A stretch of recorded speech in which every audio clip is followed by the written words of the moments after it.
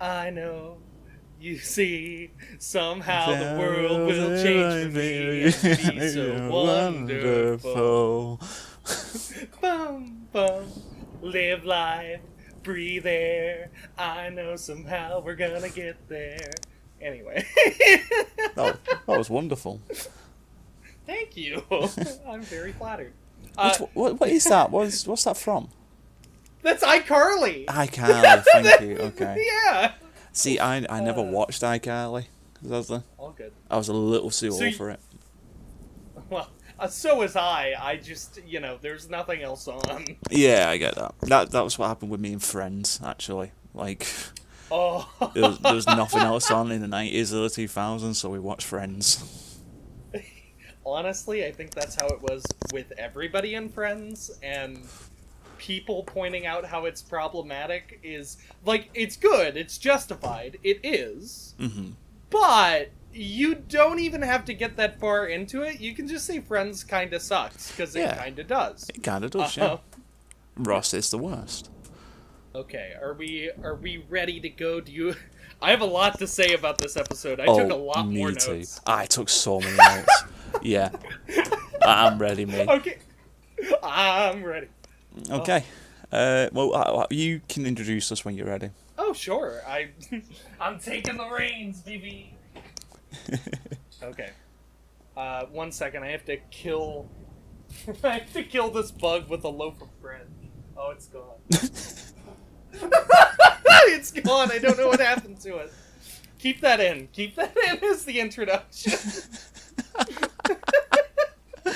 Why'd you have a loaf of bread? I got a salad today because, I just wanted to eat something that didn't make me feel like, Actual trash. Yeah. Yeah, I get that. Sometimes it's just like, ooh, a salad from a place, and then you get a little loaf of bread. Tastes fucking good. Okay. All right. Hey, everybody. Welcome to Stay Out of Riverdale. I'm Ned K. Oh, and I'm Gator. Oh, thank you. Sorry. No, I thought you were going to introduce me. You gotta say it with, like, the same level of stiltedness that they have on Riverdale. Oh, okay, sorry. All right, start over. Go okay. On, one more time.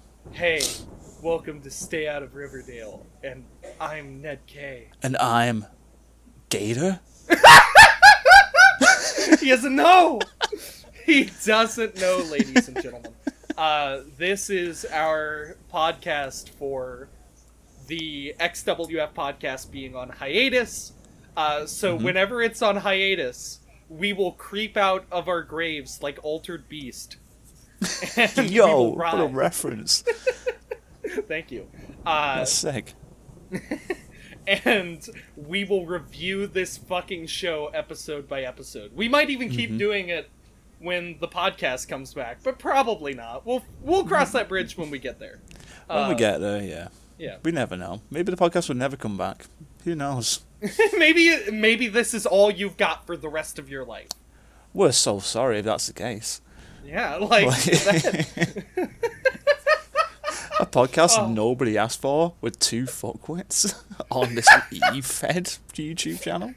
What? Okay, to be fair, it got quite a bit of engagement. I watched that first episode, like, rack up quite a few views. People are like, fuck it. Well, no, it was like what we were talking about before we started recording. Like, nothing else is on, so we might as well listen to this shit. Oh, it's Friends! It's literally just Friends. That's what we are at this point.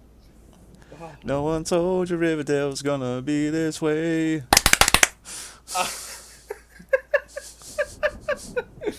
The show's a joke. Its characters are all DOA. It's like it's only stuck in second gear. I hope it gets good before we have done this shit for a year. Okay. Oh, well done. Thank you. I had to be on my feet with that one. So yeah, that was good. Okay. Your improv skills matched the great John Mulaney's. I don't know about that, but thanks. No, it's funny. Okay, an aside before we get to the good stuff, or rather, The bad stuff. Yeah, the stuff. Oh, sugar. Oh my god. I just had to drag it up. Just had to talk about it right now. Okay. Before that, like this weekend, while I was living my upper middle class fucking privileged ass lifestyle, I was hanging out with my dad by the pool, and I was making the most entitled complaint ever, where it's like, yeah, I want to swim in this pool that I have, like, free access to at any point, but I don't like putting sunscreen on and, like, edging for 15 minutes. And he was like, say that in a John Mulaney voice and you'll know how whiny that sounds. And, like, oh, wow. Firstly, that's not very nice towards Mulaney. Secondly, I know, but he is very middle class and whiny. Like... It's true. Secondly, I don't like being spoken to in that manner. Okay. Okay, shall we talk about this dog pile?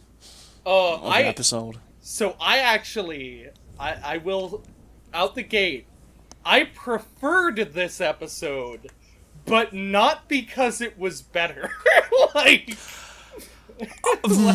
See, honestly, I think this episode was much better than the first one. I should say I don't think it was better in terms of a lot of, like, the choices. I feel like most of the decisions that were made, if you were trying to be a serious television show,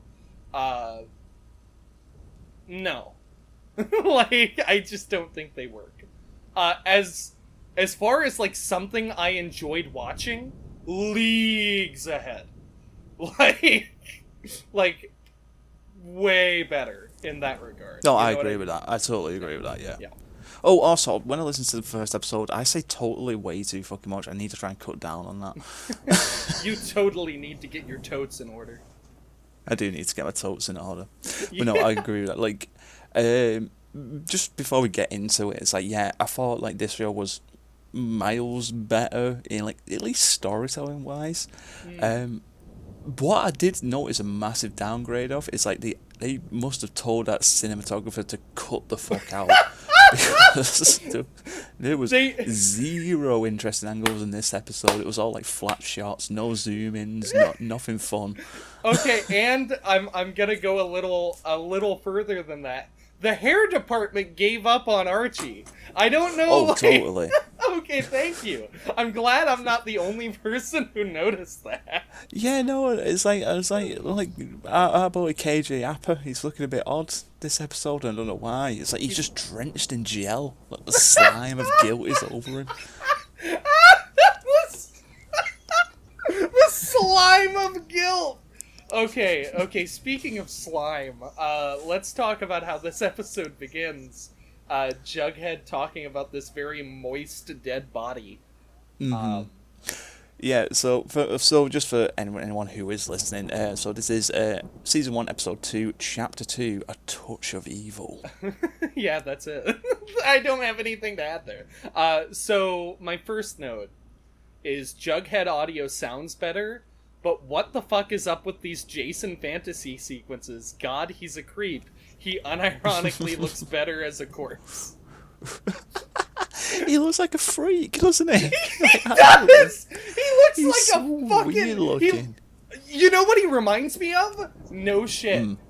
You could plop him in as one of Floop's minions in Spy Kids, and I would buy it. The fun people? Not a thumb, but, like, you know how he's hanging around, like, Minion and all those other fucking weirdos? Yeah, okay. Yeah. It's been a long time since the Spy Kids, dude. Like, I'm not gonna lie to you. All good. If we ever finish this fucking show... oh my god, we're not watching Spy Kids. I know. If we ever finish it, we should go to Spy Kids or, like, Archie Sonic. Something else, like, either Archie related, or just, like, something else that's really bad, but makes you laugh when you watch it. tell you what we could do. So every single time we finish a season, how about we do like a little one-off special where we take a look at like either stupid Archie stuff or just something completely random like Spy Kids. I would love that. That sounds amazing. Oh, and another thing I want to do. So I want to blame people for this episode. So I've got the writer and director up right now as well. So I want to blame people. So here are our call out posts, you fucking frauds. I think it'd be good to just. Okay, so it was. This episode was written by. I'm sorry if I butchered this. Roberto Araya Sacasa, who he looks like the Night of the Living Dummy, like doll, come to life. You know, from Goosebumps. Oh my god, from Goose. Oh my god, he looks like what is it? Slappy? Is that his name? Slappy. Yeah, he looks totally like Slappy. He's fucking terrifying. Yeah, we're going to be probably seeing him a lot. He is the creator and showrunner of Riverdale, as well as writer, producer, and director. Director on Netflix's Chilling Adventures of Sabrina. He's also the chief creative officer of Archie Comics. Oh god, no wonder they cancelled Sonic. It was directed by Lee Tolan Krieger, who, as far as I can see, has only worked on Archie. On Riverdale, I should say. On Archie, I like the idea that, like, Lee is the man you call up if you need something Archie related in your life. Yeah. Like, that's it. There's like no other credits, no other references to him. It's just like 6 episodes of Riverdale, and that's it. Wait, no, sorry, I'm wrong. 4 episodes of Riverdale and 2 episodes of Sabrina. So he just works with this one other guy. Who? Roberto Acquire Sacasa. I'm sorry, Okay, I'm Sacasa. butchering that. I apologize. It's okay. It happens, unfortunately. Okay, so we get to see these flashback scenes of, like, everybody imagining, oh, what if we just came home, or went to this place and we just saw Jason there. Mm-hmm. And they're all horrifying. They all look so fucking off-putting to the point where it's like, why would you want that? Why would you fantasize over that? Yeah, seeing this fucking weirdo. Yeah, this like fucking creepy claymation looking motherfucker. They begin the autopsy, which, reminds us that he's dead and he can't hurt us. Yeah. And that is really appreciated for my purposes. Do you have any notes on that? Of the autopsy, no, I was more listening to fucking Jughead's narration and just being like, what the fuck? What are you doing? Yeah. What are you doing? I hate his beanie. I really do. I do. Oh my god, yeah, I got a note later on saying like Jughead in his stupid fucking hat. Like, he looks so stupid. The first note I got is just Archie has his nightly shirtless run.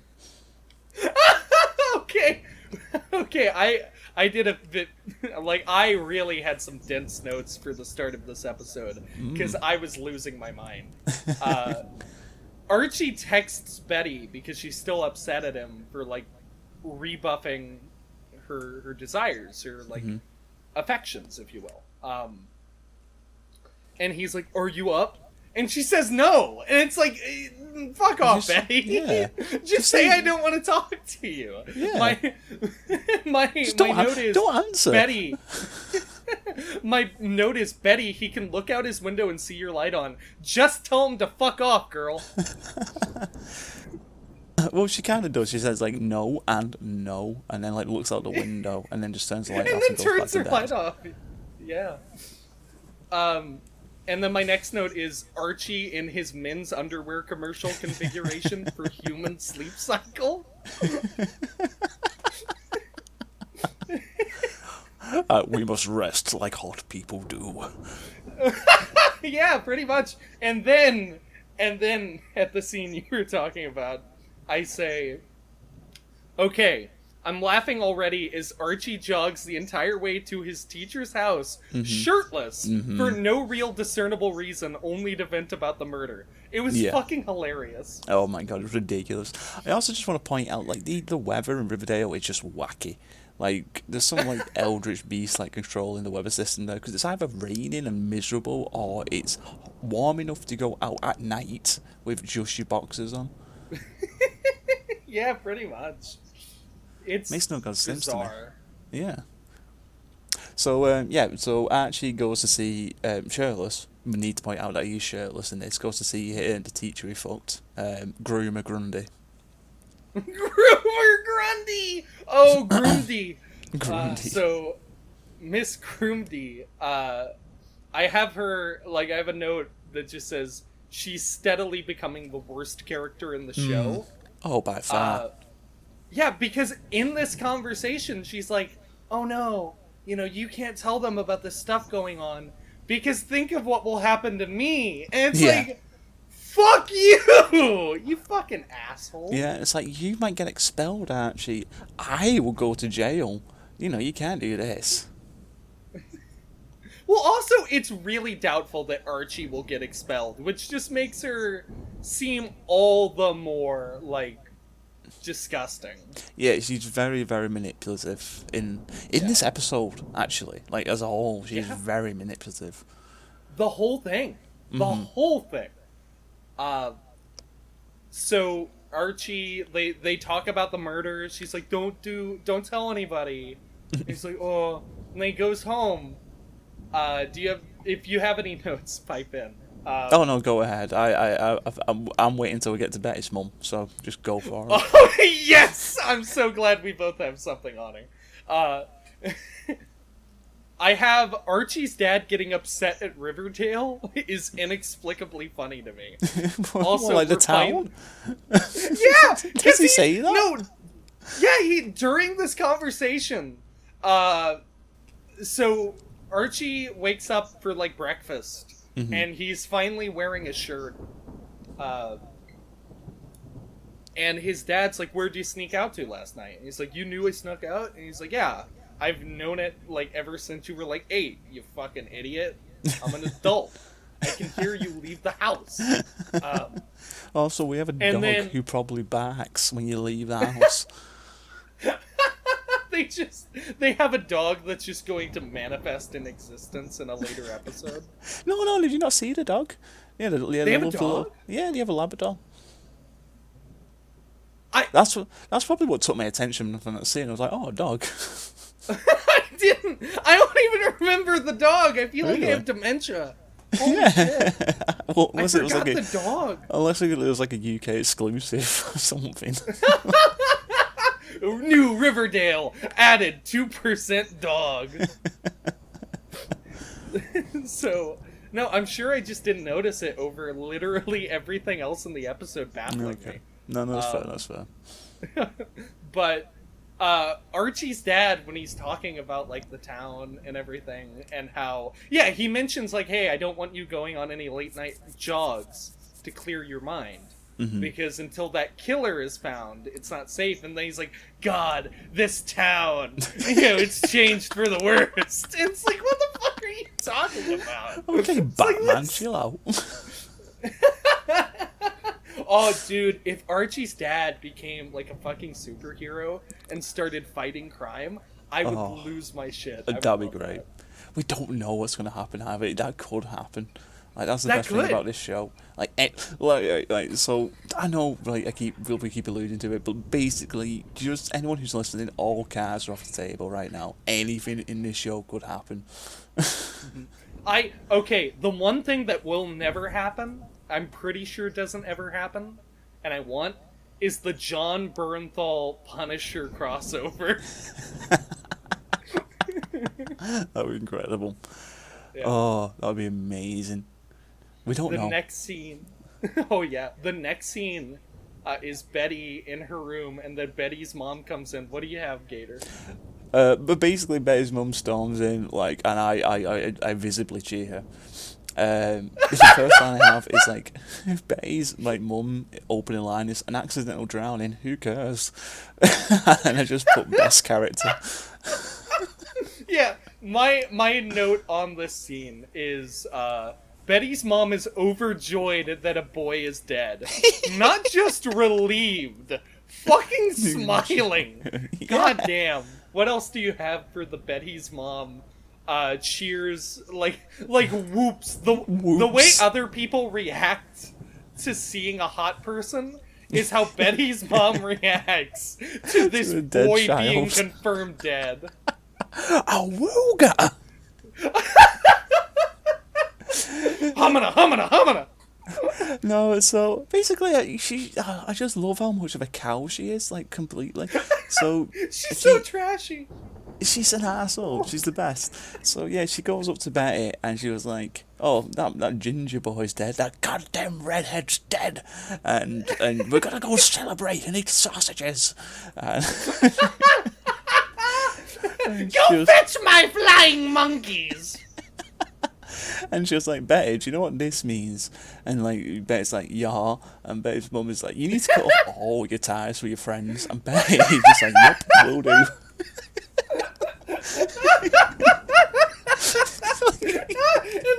What a joke. Yeah, no, that's actually the scene. Like, I was fucking floored when dying. the woman who... go ahead. I'm sorry, I was just dying like, when it happened. Yeah, like, I was floored when this lady, whose, like, other major scenes have been like, everyone you like sucks. And then, take your drugs, idiot. Went to, hey, let me emotionally abuse you as the only person in your life, fucking moron. And Betty's just like, yeah, no arguing with you, Ma. Nope, honestly. Okay. Yes, Mummy. Honestly. That felt like the most realistic, like, response to an abusive parent. Oh, yeah. Just like, as somebody just who's, go along with it. Yeah, as somebody who's grown up with it, where you're just like, yeah, yep, okay, whatever you say. Well, actually, so this is my first highlight of the episode as well, actually. So, you know, Betty's mum, being the gigantic evil cunt that she is like, cut off all ties with everyone you know and love, it'll do you good. Betty immediately goes to Archie and be like, "Hey, do you want to walk me to school?" And I was like, oh, that's kind of like a nice little act of rebellion there, like, because Betty knows her mum is the devil incarnate. And I was like, no, that's good. I like that. I did too. Now, it gets ruined later on. Huh? It gets ruined later on, like. Oh, yeah. But... So, I really don't love how they jump into the Betty tries to make everything fine. It gets better later on, in my opinion. Because, like, at first, my note on that is this episode already feels like Rise of Skywalker to me. Because it feels like all the interesting stuff that we, like, built up. It's just like, no, we're just doing the shit that I want to do now. Yeah, I agree with that. That's why I said Act of Rebellion, because, like, against the moment, it's like that. I think that's in my head anyway, because I'm trying to connect this fucking jigsaw puzzle that is only corner pieces. This jigsaw puzzle is that's the only reason in my head that Betty would go to Archie to basically say fuck you, mum. That's the only reason, like, the only logical explanation that she would do that, considering what happened. I agree. I think that's the only reasonable explanation of her actions there. Mm-hmm. Yeah. This is where I shit talk Archie's hair, because like this is the scene where it becomes immediately obvious, like, oh, it looks bad. Yeah. I will say though, his hair looks worse, but his acting has gotten better. This is true. There must have been a couple of months, excuse me, between the pilot and then this episode being shot. Yeah. Because he took some classes. Oh, 100%. Something happens where he runs into Jughead. What exactly Yes. occurs? Jughead is just being, like, he's just being a noir character by the lockers. That's it. Like, Oh, so he just walks Betty to school and Jughead's there. Okay. yeah, Okay. yeah, yeah. He walks back to school. We don't really see them walking. I think they talk a bit about stuff, Betty and Archie, but Yeah. I can't fucking remember. And Yeah, it was pretty forgettable. yeah, and then we meet Jughead. Well, actually meets Jughead again, and I got a line saying here: sardonic humor is just my way of relating to the world. Eat shit, Jughead. I almost wrote that as one of the worst ones in the episode. Is well, Jughead is Yeah. a douche bag in this episode. My quote is Jughead spoke like he does in narration to Archie, and I began to hate him a little more. He does suck. He sucks so bad. So, Betty and Kevin are like walking in the hallway, talking about how she's reacting to Archie, whether or not Archie is totally straight. Mm-hmm. And then it turns out that she got flowers from somebody. Yes. And Kevin goes over there and he's like, "Ooh, flowers." Yeah. And I just put Mrs. Phillips' reaction to Kevin is the best character work yet. Yeah. That was so you. Like, She's just like, "Those are for fucking Betty, you yeah. asshole." That's why I called her in here, you idiot. She picked him up by the hair and like threw him through the window. Yeah. It was amazing. Like, Kevin, like, immediately goes to the flowers, you know, that are obviously for Betty, and, like, reads the note, and it's like, you know, oh, here's some flowers from V, and Kevin goes, who the hell is V? Like, he doesn't know who the hell V could be, or that he's using our grading system and spells Veronica over F. Veronica. Veronica. Oh my god. No, he wasn't there because he was trying to get some of that moose dick. Oh. Yeah, remember? He wasn't. He was too busy being promiscuous to. Oh, like, right, be... you're right. Yeah, of course. No, he met Veronica though earlier, though, didn't he? Yeah, he did at the bench, but we're just gonna assume he's stupid. Okay, yeah, no, that's fine. Okay. Yeah.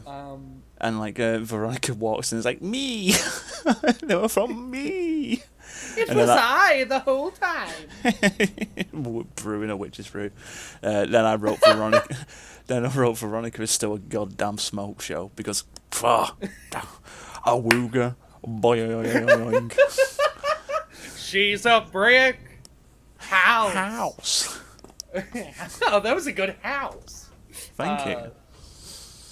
So I don't even know what this next note of mine refers to anymore. Because I'll be honest. The first episode, I had a good grasp of everything. It was so fresh in my mind. Just because it was so slow. This episode is not slow. A bunch of shit happens literally all the fucking time. So my next note is, why does Cheryl just get to do anything without any reasonable resistance? Because her brother's dead. She's right now. Huh? Because her brother's dead. That's it.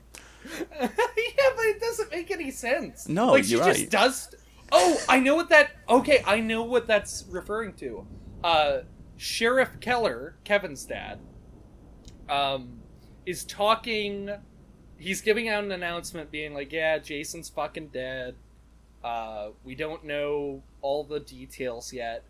And Cheryl grabs the fucking intercom microphone out of his damn hands and just gets to do it.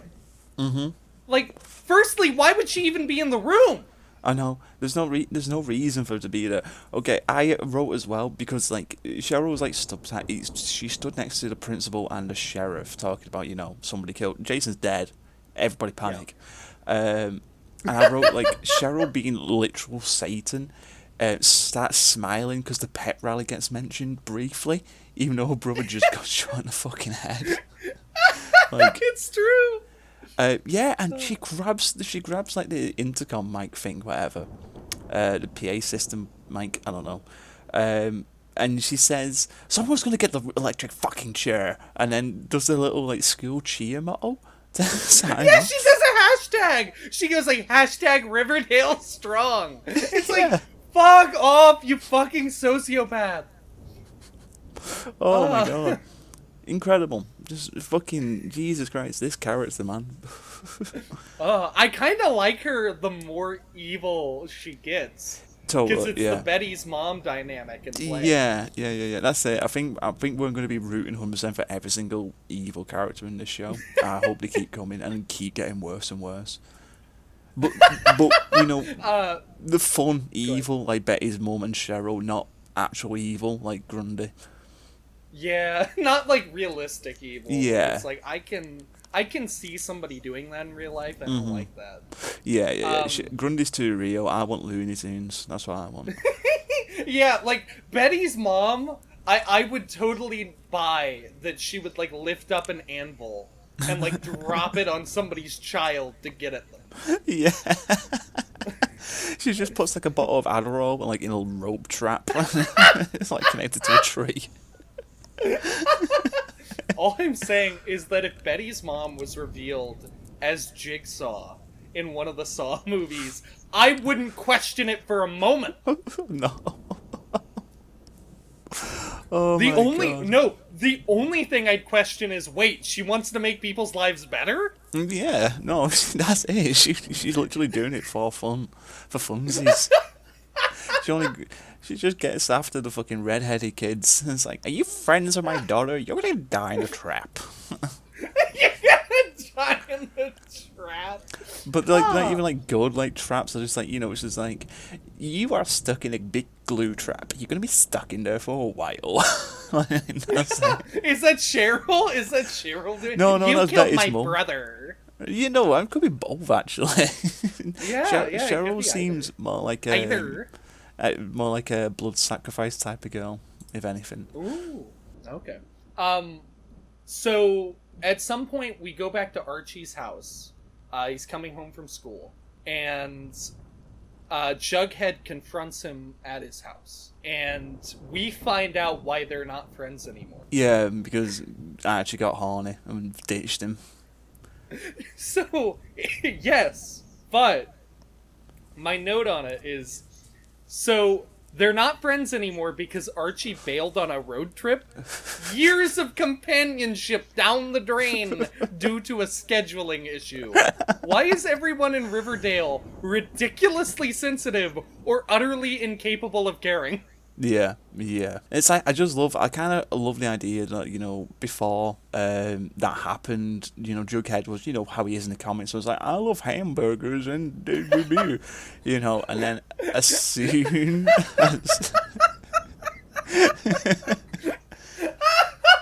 He became a mopey. You're talking about the event that was the catalyst. Yeah. Of this universe turning dark. Yeah, It was not a boy being murdered. It was Archie getting horny for his teacher. Yeah. And then Jughead swearing off hamburgers. It's like, Which he doesn't. Like, actually, he brings it back later on. His lust for burgers comes back. His insatiable hunger. If I have nothing to put there. Holy shit. Yeah, insatiable hunger for Berg. Oh. But yeah, actually bailing on a road trip was Jughead's canon event, and that's what turned him into fucking Gumshoe over here. Jugshoe. Yeah, and it's like instead of going on a cool road trip with his best bud, he just sat in his dark room reading nothing but crime noirs for a whole summer. Getting mustard on the pages. I just got an image of you know how like in like a lot of noirs it's like the detective in his office like with a bottle of whiskey, you know, pulling it out, but it's just like a cheeseburger instead. He's got a pile of cheeseburgers within his desk. Yeah. They're just sitting there for days. Starts throwing them at the wall when he's like in a drunken burger rage. Drunken! He gets inebriated by them? What? That's what he does. It's Jughead. Oh no! Archie, you gotta go to the hospital. Jughead had too many burgers. He's got beef poisoning. Oh no! Oh, Mad Cow is coming back. So, my next note. Unless you have something. No, go ahead. Okay. Oh my God, we're doing the Moose is interested in making things happen, but Kevin isn't storyline. Yeah. You know what? I'll take it. I'll take it. Fine by me. That's fine by me. Yeah. Yeah, sorry. So, yeah, like, actually, so they pair each other off in science class then. And, you know, it's like, Veronica's like, me! Again. And Archie goes with Cheryl and apologises for, you know, her loss, basically. And, you know, Cheryl's actually human in this part, where it's like, oh, well, thank you. Then Archie asks a very basic follow-up question about, oh, do they have any leads? And then Cheryl goes, no, you ghoul. My twin tuition is telling me it's someone we know. I have a note on that. I have a note on that specific line. You ghoul? I just went, you ghoul. I went, Cheryl, why do you make it impossible to take anything you say seriously at all? Oh no, Jesus Christ. Who is My twin tuition. My twin tuition. Who's ever called anyone a ghoul, apart from in some kind of, like, Nosferatu movie? I feel like we have, but just because it's funny. Yeah, I call people goon. I like calling people a goon. I don't like goon. I like goon. Oh, my favourite, like, three, like, you know, family friendly insults are goon, homunculus, and buffoon. Oh, buffoon is pretty fun. Buffoon's fun. So my dad, when he gets mad at people, he calls them chumleys.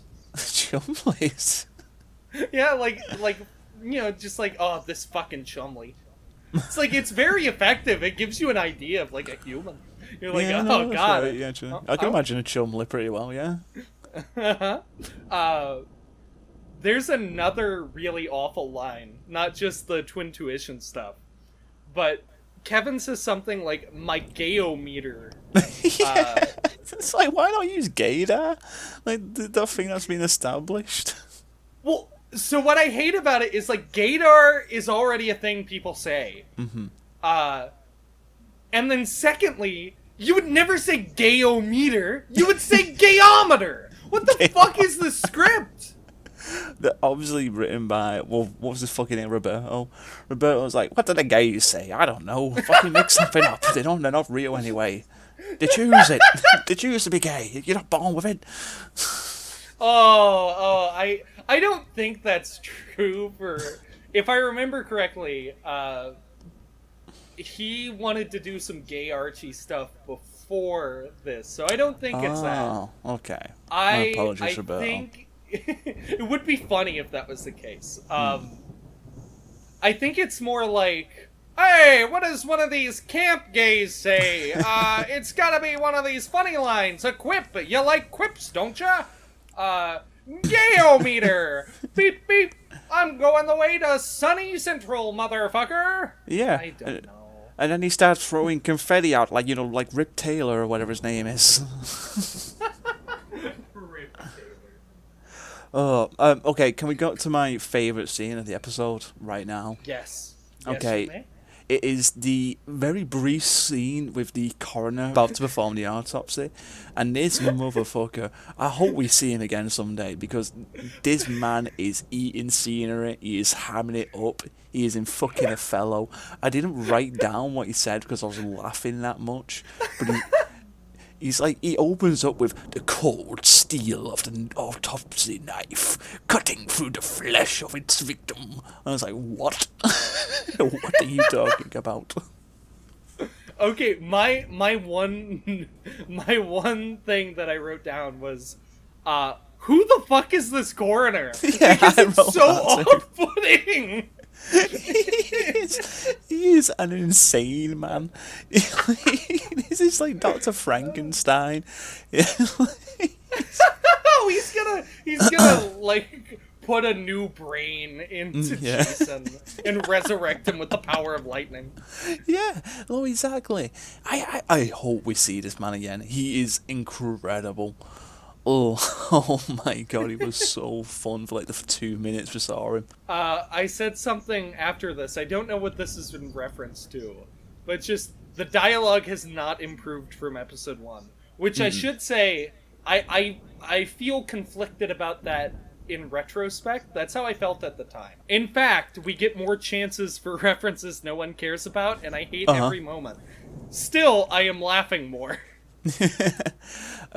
John, would you like me to go through the references of this episode? Ooh, yeah. Do your Joe Bob Briggs like reference breakdown. Okay, here we go. Okay, so the episode title, first of all, comes from Orson Welles' 1958 noir film of the same name. Joker references The Goonies. Kevin references Madam Satan. Traditionally in the Archie comics, Madam Satan is a recurring character, most recently being the main villain of The Chilling Adventures of Sabrina. He also references actor Montgomery Clift. Veronica goes for Romeo and Juliet. Hermione references... who the fuck is Hermione? References American film and television actress Joan Crawford and portrayal of Mildred Pierce. Reggie makes 3. Wednesday Addams, Donnie Darko and Suicide Squad. And we got fucking Little Archie, Midge Clump. What else have we got? Yeah, and of course, we can't forget, we're going to get to Josie and the Pussycats do the remix of Sugar Sugar, Candy Girl. I freaked out when they referenced Little Archie. Yeah, Little Archie, yeah. I forgot lost about that. my fucking mind. Wait, why would Betty, being the exact same age, say Little Archie? I know! That's why it was so funny to me. Like, that's like if I was calling you, like, oh, middle-aged Gator. It's like, that's the only Gator I know! I'm not middle-aged. Don't put words in the mouth. How dare you? I'm not going to die when I'm 60. You don't know that. Yeah, You true. could die tomorrow. I could die tomorrow. I might be middle-aged. That's fucking horrifying. I'm going to die when I'm 40. That's my plan. My retirement plan's a shotgun. That's the Bo Burnham plan. Oh, yeah. Fucking Bo Burnham stealing my ideas once again. He was depressed during COVID, that motherfucker. He took it from me. Yeah. No, I was depressed before that, Bo. So my next note is, holy fuck! He's singing How I Joke Sang, and then just a bunch of letters. Yeah. I just wrote cringe Archie song. But it sounded uncomfortably similar to my joke. Yeah, he did. It's like, oh, I lost it when he just started singing dance, dance, dance, dance, dance. And I was like, what? Are you fucking kidding me? And my next note is the smear transitions are great. Because there are like 4 or 5 of them in this episode, and they are always absurd. Fucking fantastic. So yeah, in this part as well, like Betty is trying to be friendly again with Veronica and Archie, and Archie's terrible song and singing awakens something deep within Betty, where she just can't take it no more, and she has to run away crying. Yeah, the idea, and they expand upon this a little later, is that she's trying to go back to normal, probably to spite her mom, because she doesn't want to be like the person her mother wants her to be. Yeah.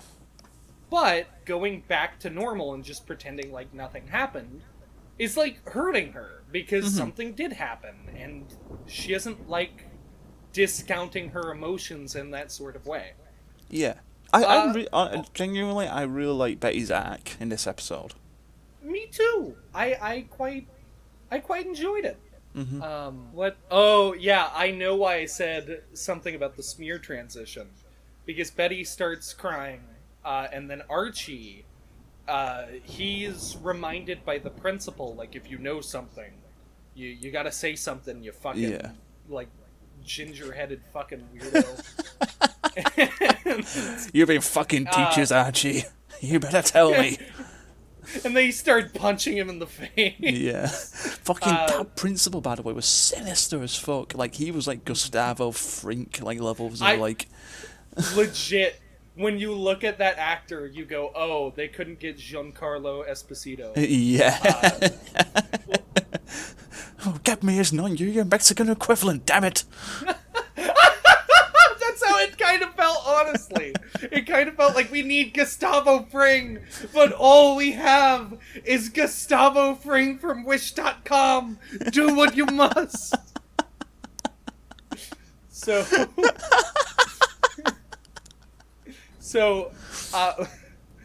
And what I have down next is the Grundy plot is fucking disgusting. Yeah. I audibly booed at the screen, which I did. I started booing. Yeah. Are they saying boo Grundy? Or booers. I was saying boo Grundy.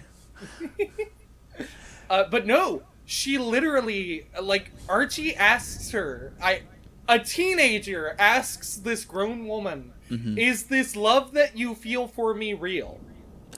Yeah. And she says yes! Yes. Which is obviously a lie. Really manipulating the fuck out of poor little Archie here. Little Archie, oh no! He's gonna go back to his women beating ways. Oh no! Oh, nobody's gonna get that. That's a reference to the Little Archie comics, where all Little Archie did was beat the fuck out of Veronica and Betty for no reason. He just hated women. Like, no one knows why. If you've got a strong stomach, maybe I'll do a reading of this on my spare time, even though it's somebody else's content. Read Sean Baby's article about Little Archie. He reveals how fucking insane that show was. And we'll put a link to it down below. And then Jughead looks through the little window and sees them making googly eyes and touching hands. Sorry, yeah, I audibly said, "Oh shit!" I'm actually getting interested in Riverdale, which I hate, because I did say out loud, "Oh shit." Yeah, like, it's oddly compelling at points. Yeah. But for me, the real appeal is whenever it's too goofy to take seriously. I said Jughead has the potential to become best character just by stopping the Grundy plotline. Let's see how that goes on later on. So I think this is meant to be the commercial break, like, moment, because we get, if you're watching Netflix where there are no breaks, the tonal shift from that scene to the fucking Cheer Squad is like mind bending. Yeah. It's like cheery pop music, and girls like twerking as Veronica is just hot. Like, I wrote a line saying, "Veronica, make me go awooga." My line is, "Twerking in Riverdale makes the wheel cry."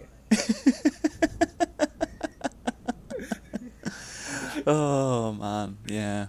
I stand by that. So, following note. So Cheryl stops a cheer to announce that everyone sucks. Everyone will be focusing on her because of Dead Brother, and that she needs to rope in some side characters? What the fuck is this scene? I have no idea. It's fucking incredible. She's awesome. I love Cheryl. I'm loving her more and more, honestly. Oh, she's fantastic. Yeah, in the first episode, she was just a bitch, and I didn't really give a fuck. She was just Mean Girl in it. This girl in this episode is literally like the puppet master, and it's fantastic. She realized that she was getting nowhere just being like an asshole, and decided that Satan was the only way to go. Yes, totally. Oh my god, she's great. She's fucking awesome. So yeah, Betty and Veronica have a bit of a tiff. Betty's kind of like losing it a little bit, which I kind of enjoyed. You know, she has a go at Veronica. Veronica kind of stands her ground a bit. And then Cheryl like walks over like, "Hey girlies, I'm literally Catholic devil," and Yeah, and Betty offers to take Cheryl to a spa day, basically, like a mani-pedi bullshit that Veronica bought for her and Betty. Oh. My line here is I was going to write a note about how this argument scene between Betty and Veronica was kind of stupid, but then Cheryl swoops in like a hawk to add to the chaos. What a bitch, lol. Oh, she's awesome. Oh Yeah, like, she's literally steadily becoming like my favorite character, like 100%. Honestly, yeah. Well, actually, no. She's still becoming one of my favorite characters until a scene we get later on where Betty's mum just plants the flag in. But we'll get to it. Oh, she really does. No, I was just gonna say I love how it's shot.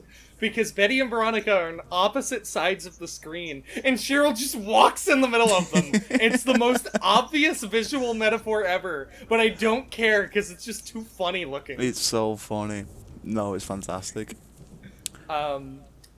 Archie and Veronica talk about how, like, Archie proposed to Betty when they were, like, 10. No, 8. Yeah. Because, you know, dumb little kids, you get the little Archie reference, and, like, nobody cares. Like, it's a boring scene. It's just like, oh, wait for Betty and it'll be okay. But then we get the real highlight, where we get Cheryl at Betty's house.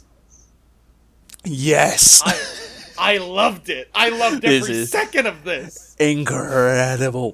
Fucking amazing. Yeah, so Cheryl, is putting makeup on Betty, and I put lesbian tension here because, like, Cheryl is straddling Betty, like, over the knees. And she's applying just, like, makeup. Moving her face around. Like, it really does feel like 2 corny lines away from dominatrix porn. Totally, yeah. I was like, oh wow, so this is how this is gonna go. And then fucking Riverdale slapped me of a wet fish because fuck me, Cheryl just starts like grilling into Betty, and I was like, well, you dumb whore, your psycho sister killed my brother. And I was like, oh, what a turn. That's cool. And I put Cheryl cannot stop seeming like a serial murderer in every scene. I'll ask a bunch of invasive questions all at once. With no break, I'll just keep going and going.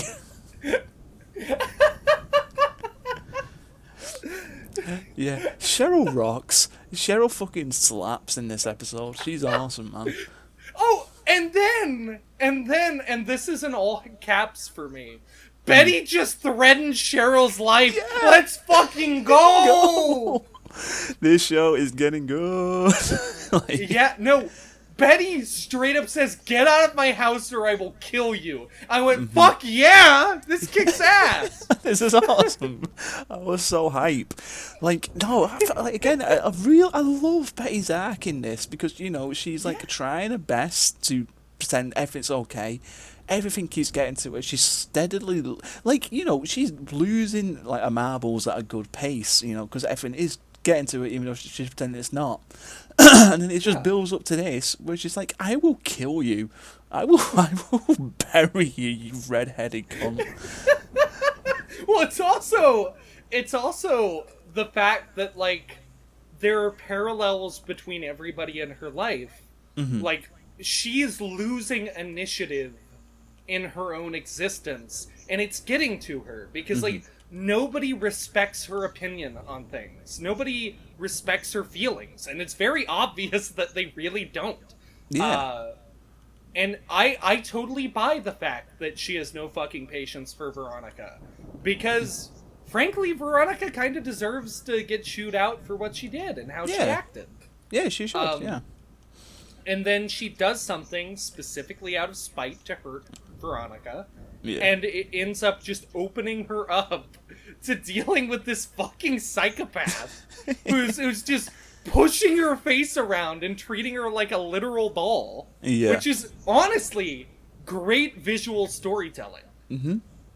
No, you're completely right. Like, this that really surprised me. This episode was genuinely pretty good. Like, well, not all of it, but like some of it. Like I might have to bump up my grade upon like talking to you about it. maybe I was thinking the same because like honestly I was again like in middle row, but yeah, talking to you about it like kind of thinking and like just putting these pieces in. Yeah, no, like at the very fucking least, the Betty parts in this episode were by far the highlights. Cheryl being crazy, Betty's mum being crazy. Those are like cherries on top. But yeah, everything else is. But we'll talk about it later on. Okay, my second favorite scene, after Cheryl, after Betty threatens murder and Cheryl leaves, Betty's mum comes into Betty's room burning sage.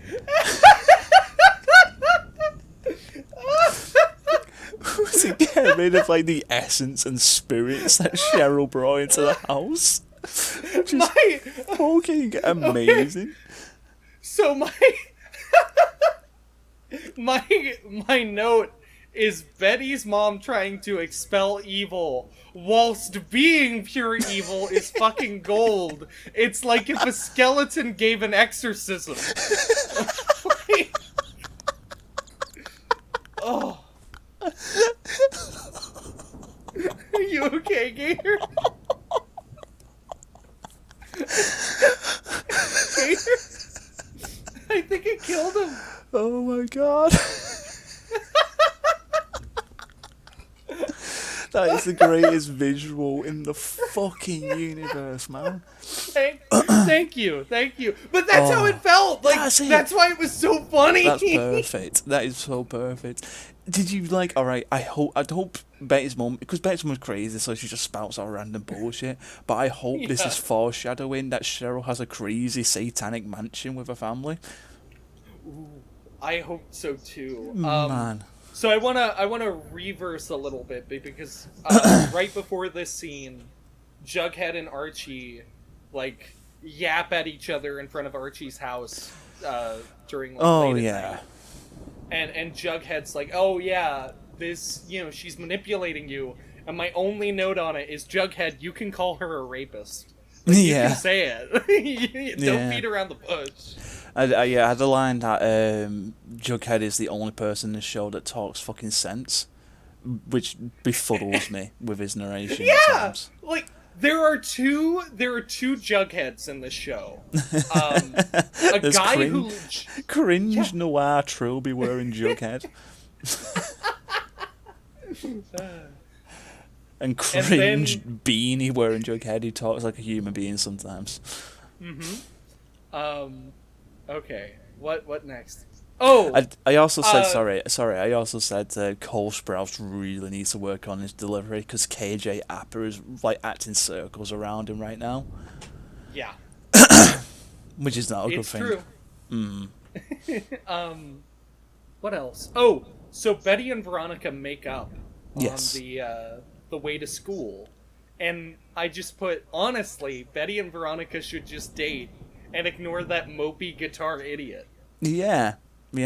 Well, I think they kind of allude to it a little bit because, like, Veronica's...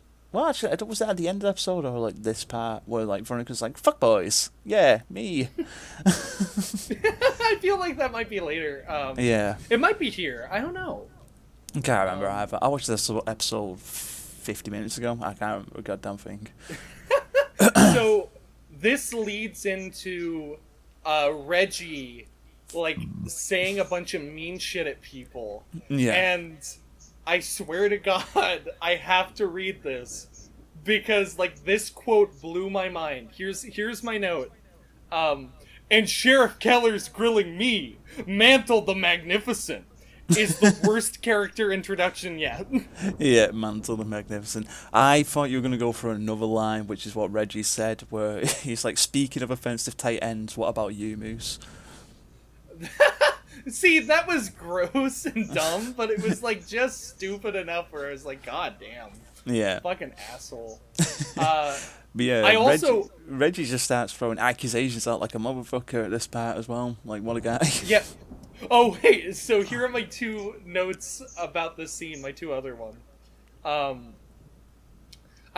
yo, they're doing the Moose plotline we predicted, because, Yeah. you know, and then it was like, oh, false alarm. I was so upset. Same, like, really damn bad. it. Yeah, I put as well, and he we see if they handle this situation well, and they go, and I just put in, they ignore it, and like really sadly. Just head down. Oh. Yeah, I was like, And then I also had, I cracked up when, after insulting everyone in deeply personal, invasive ways, Reggie gets violently angry at being called illiterate. yeah. It was bizarre. It was crazy. It was just, it's like me going to you, it's like, hey Ned, spell this word, and you're like, you motherfucker, get you! You son of a bitch!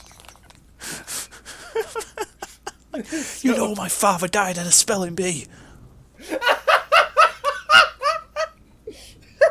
He didn't know how to spell Archie!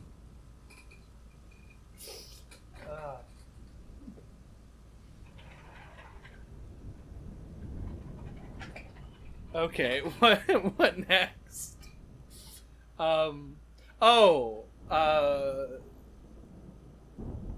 You there? Yeah, sorry, I accidentally muted myself. Okay. I'm trying to think.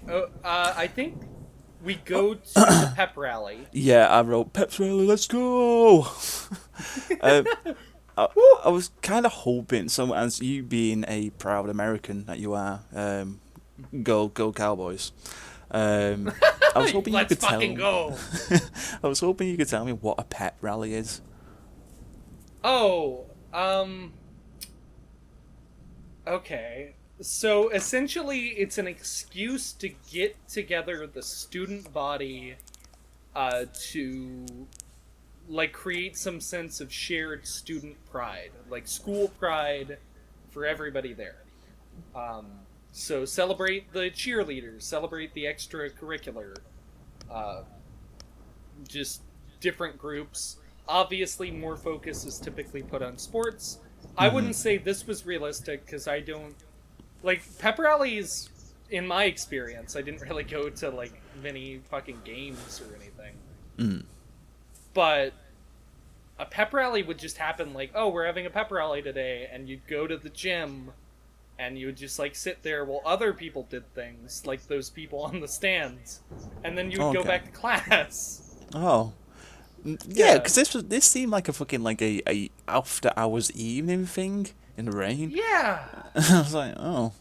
I thought, because I've just thought a football match was going to happen, and then no football match happened. No shit. No shit. While it was going on, I was like, where's the other fucking team? Yeah. Like, so they had a game, and they just put all the fanfare to, like, one side? That's a little douchey. And I went, oh, it's a pep rally. I'm It was so, yeah, I didn't understand what was going on at all. It just made zero sense to me. Like, especially me as a lousy pale Brit who doesn't know what a pep rally is in the first place. This is where we get the Archie Jughead scene, and then Archie tells his fucking groomer teacher that he's gonna be a decent human being, and she's like really upset about it. Yeah. She doesn't say a fucking word, does she? She just actually comes up and is like, "Hi, I'm gonna be a good person for the first time in this show, and you're not gonna stop me." And in a bit, and she's just like, Yeah, I just wrote Grundy is still a cunt. Then Archie talks to Jughead. Jughead said some like fourth wall thing here that I didn't entirely hate. It was the best fourth wall lean of the series so far. Still wasn't great. But I pointed out the music is trying so hard to make this an emotional scene. Because it really was. Yeah, again, the music choices in Riverdale are very, very bad. And they are continuing to be very bad. What was the fourth wall thing that Jughead said? Was it like, we'll discuss it over many burgers? I remember that part. I don't think it was that. He was just talking... There's some, like, part of that exchange when they're making up where he says something... either about destiny or something else, and it's just like kind of cute and funny. It might be burgers. It might be the burgers thing that got to me. Okay. But then, speaking of bad musical choices... Oh my god. Yeah, I wrote the most offensive thing to my ears occurs. Like, here's Josie and the Pussycats on the stage performing a rap remix of Sugar, Yummy Yummy, whatever the fuck it's called. Honey, Honey. It's Sugar, Honey. Sugar is the song. Yeah. So do you know why it's that song? No.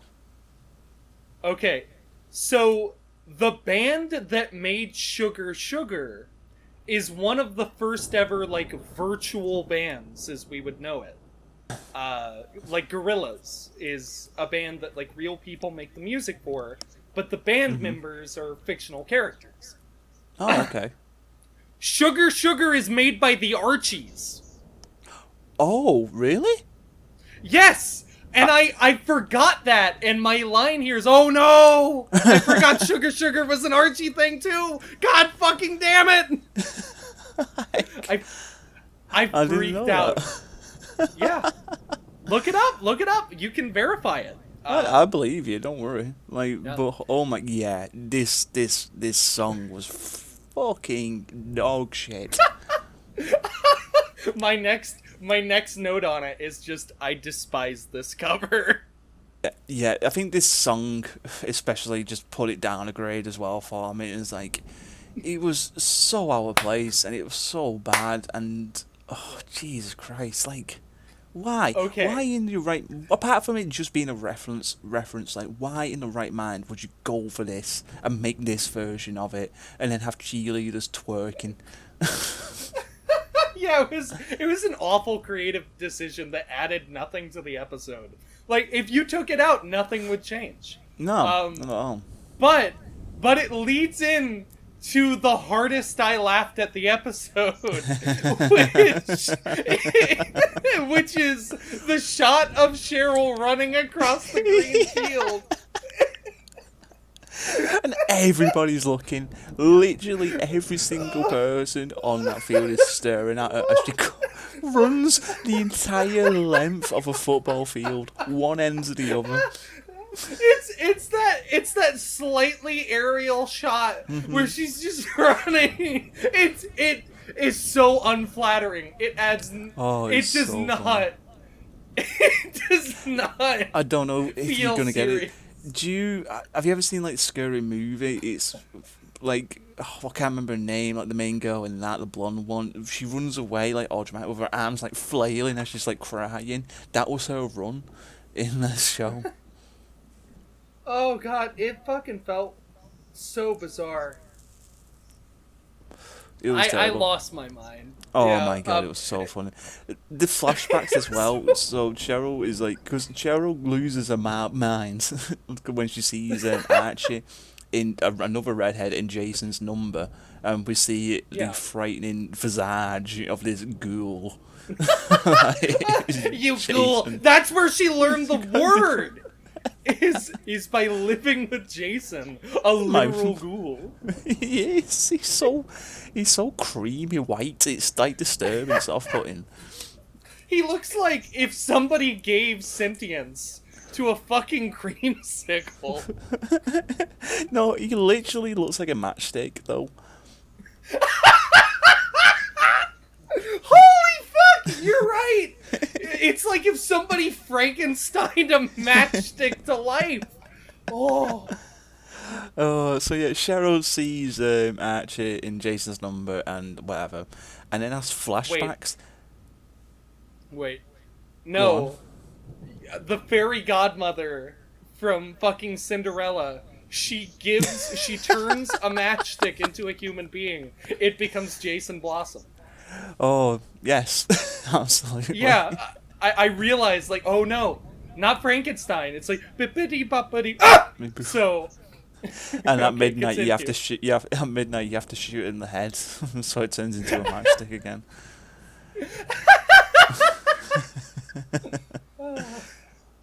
But yeah, so Cheryl has like flashbacks to Jason and her at the river, and it looked like the dress for like a cult wedding on like the lake shore. Do you remember this part at all? I yeah, I do, and it was Yeah, really fucking off-putting. it was weird. It's like it looked like I don't know what's gonna happen, but it looks like they kind of planned to like kill it, like suicide. Like it looked like a double suicide thing because how they were dressed. They dressed in like all this white weird clothing, and they were holding hands.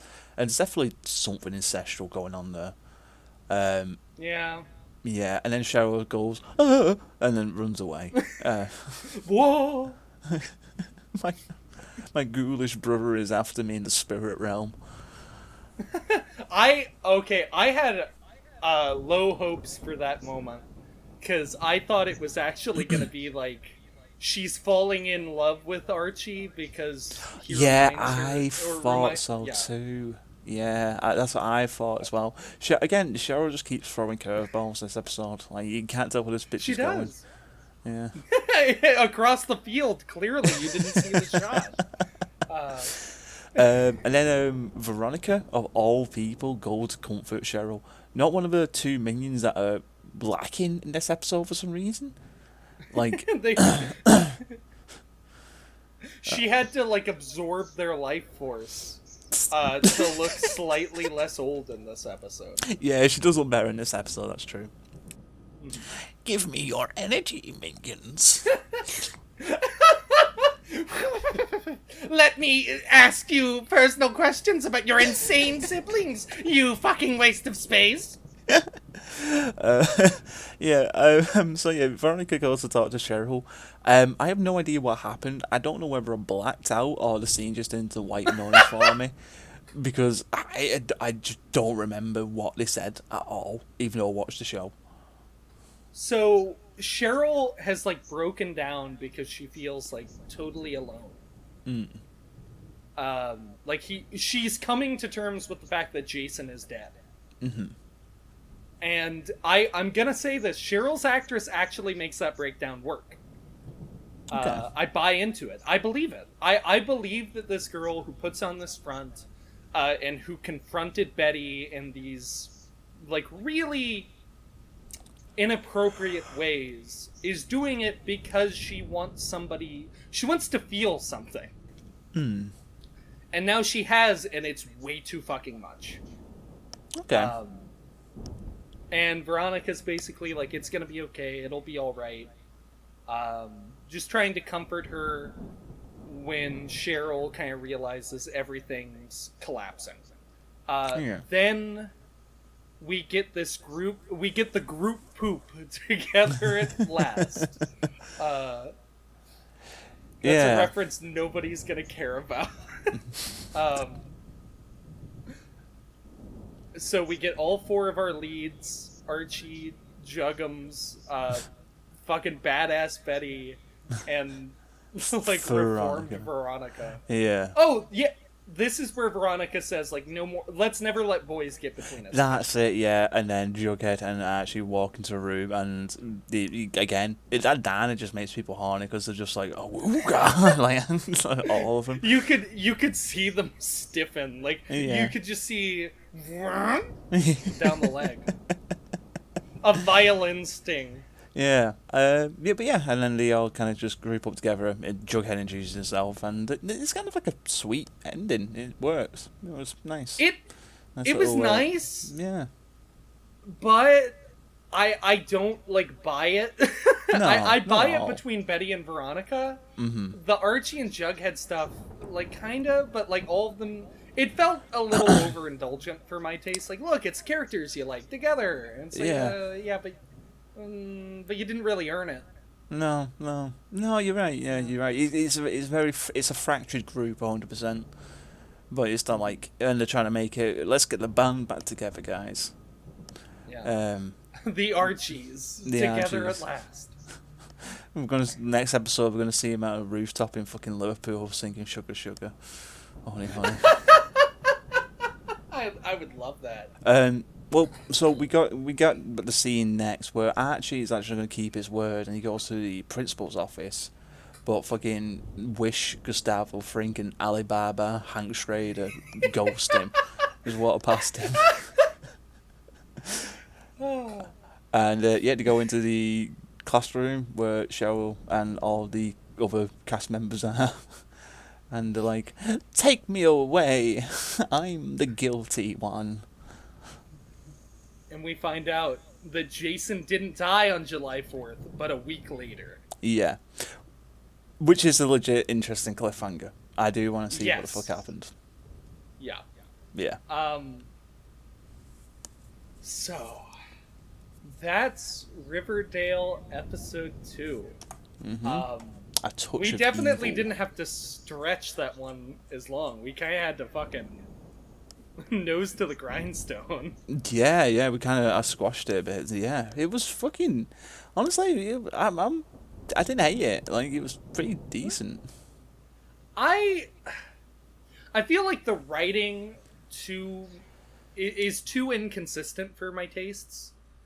There are a lot of just baffling decisions where I can say it's like, I can't say it's unironically good with stuff like sugar in it, and then especially the Cheryl scene. Like that one shot of Cheryl is like, that is meme worthy, and I'm upset nobody's done anything with it yet.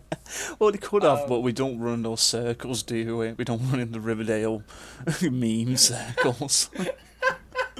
Not yet, anyway. So I have a grade. I think I'm gonna make my grade higher. Okay.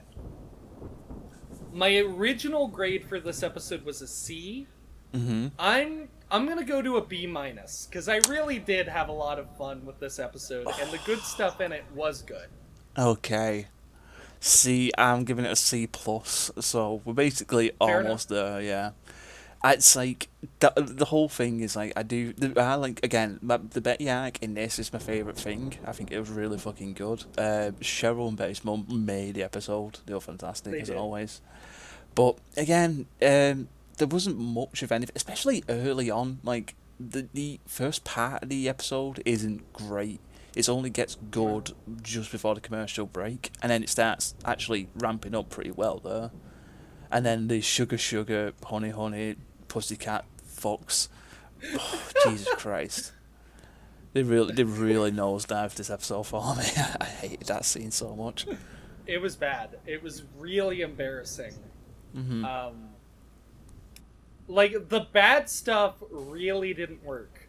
The good stuff that was intentionally good really, I would say, like, that Cheryl scene, I unironically enjoyed. The scene between Betty and Cheryl in Betty's house. Yeah, that was a legitimate scene. Yeah. That was probably the best scene in the episode. Mm-hmm. But yeah, like, entertainment value-wise, there was too much in here where you were just... There was too much in the first episode where I was just, like, bored or neutral to it. Yeah. Where it was just like, ugh. Here, I was never bored. I was either vehemently angry or, like, completely losing my mind laughing. I do agree with that. Yeah, no, that's true. One of my main gripes in the first episode was like they were trying to like lay down too many like lines to go to, and in this episode there was only kind of like one or two. Like, there was like an A plot and a B plot, like a thorough line through each of them. But they did what you said, The Last Jedi did, where they tried to make things go back together way too quickly as soon as possible. Yeah, it felt like 4 plots here, which is a lot better than the 7 earlier, where it was Archie and Grundy and doing the right thing, which intersects with Archie and Jughead and repairing their friendship, Betty and her crisis of self, and then the murder mystery. Mm-hmm. And, like, all that gelled pretty well, honestly. Yeah, they did decent at this episode. I'm surprised. Again, I'm shocked. Like I expected episode 1 to get all the way through season 1, but this gives me like a glimmer of hope.